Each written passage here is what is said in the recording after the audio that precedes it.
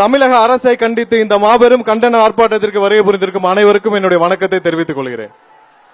இப்படி ஒரு ஆர்ப்பாட்டம் தமிழகத்தில் எங்கும் பார்த்திருக்க மாட்டார்கள். இதுவரை தலைவருடைய வருகை குறித்து யாரும் எந்த அறிவிப்பும் வெளியிட்டதில்லை. ஆர்ப்பாட்டம் குறித்தும் கடைசி வரை எந்த அறிவிப்பும் வெளியிட்டதில்லை.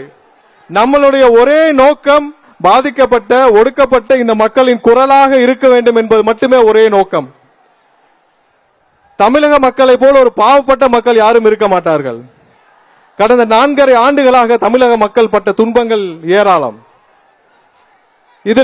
இதில் நமது தமிழக முதல்வர் திரு ஸ்டாலின் அவர்கள் தான் இதற்கு எதிர்க்கட்சி தலைவராக இருந்தபோது அவர் செய்த நாடகங்கள் டிராமா எல்லாம் பார்த்திருப்போம்.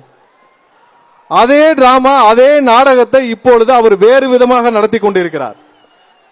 ஒன்னு இல்ல, அவருடைய ஆட்சியில் எதிர்க்கட்சி தலைவராக இருந்தபொழுது கடந்த ஆட்சியில் மதுக்கடைகளை மூடுவேன்னு கருப்பு கொடி கொட்டி இதே மாதிரி கருப்பு ஆர்ப்பாட்டத்தில் நடத்தினார்.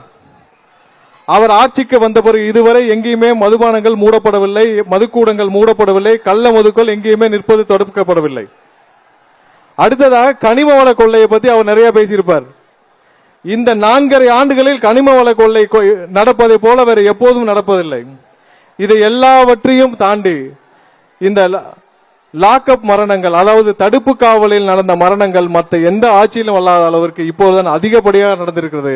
அதற்கு நீதி கேட்டு நாம் இங்கே ஆர்ப்பாட்டத்தை நடத்தி கொண்டிருக்கிறோம். நேற்று நமது தலைவர் அவர்கள் இந்த குடும்பங்களை சந்திச்சார். இந்த லாக்அப் மரணங்களில் தடுப்பு காவலில் மரணமடைந்த இந்த குடும்பங்களை சந்தித்தார். அது மிகவும் வேதனையான ஒரு தருணம். அப்போது நமது தலைவர் அவர்கள் இவர்களுக்கு ஒரு வாக்குறுதி அளித்தார். அது என்னவென்றால், கடைசி வரை நீதி போராட்டத்திற்கு தமிழக வெற்றி கழகம் துணை நிற்கும். நீதிமன்றங்கள் மூலமாக நமக்கு இவர்களுக்கு பாதிக்கப்பட்ட அனைவருக்கும் நீதிகளை பெற்று தருவதற்கு நமது தமிழக வெற்றி கழகம் துணை நிற்கும். அதே போல நமது நிர்வாகிகளும் அனைவரும் அந்தந்த மாவட்டங்களில் இவர்களுக்கு துணையாக இருந்து சட்ட போராட்டங்களுக்கு அனைத்து உதவிகளும் செய்வோம் என்று உறுதி கூறியிருக்கிறார்.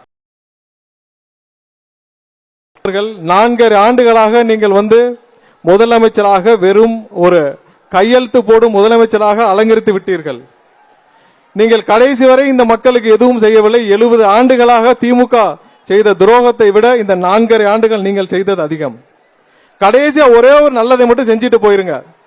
இன்னும் 8 மாதங்கள் தமிழக மக்கள் காத்திருக்க தேவையில்லை. நீங்கள் ராஜினாமா செய்து விட்டு போய்விடுங்கள். இந்த கடைசி ஒரு நல்ல விஷயத்தையாவது இந்த மக்களுக்காக செய்யுங்கள். இந்த மக்கள் அடுத்து யாரை தேர்ந்தெடுக்க வேண்டும் என்று அவர்களுக்கு தெரியும். சொத்து வேண்டாம், சுகம் வேண்டாம், பணம் வேண்டாம், தன்னுடைய உச்சத்தை வேண்டாம் என்று மக்களுக்காக நிற்கும் தலைவர் யார் என்று அவர்களுக்கு தெரியும். அந்த தலைவரை அவர்கள் தேர்ந்தெடுப்பார்கள். தயவு செய்து கடைசியாக உங்கள் வாழ்க்கையில் நீங்கள் வரலாறில் கண்டிப்பாக வரலாறு உங்களை தூற்றும். அந்த வரலாறிலிருந்து கடைசி ஒரு நல்லதை செய்துவிட்டு போங்கள். அது உங்களுக்கு நல்ல பெயரை ஏற்படுத்தி கொடுக்கும். இந்த ஆர்ப்பாட்டத்திற்கு அமைதியாக இங்கே கலந்து கொண்ட அனைவருக்கும் என்னுடைய நன்றியை தெரிவித்துக் கொள்கிறேன். செய்திகளை உடனுக்குடனும் துல்லியமாகவும் தெரிந்து கொள்ள சப்ஸ்கிரைப் பண்ணுங்க.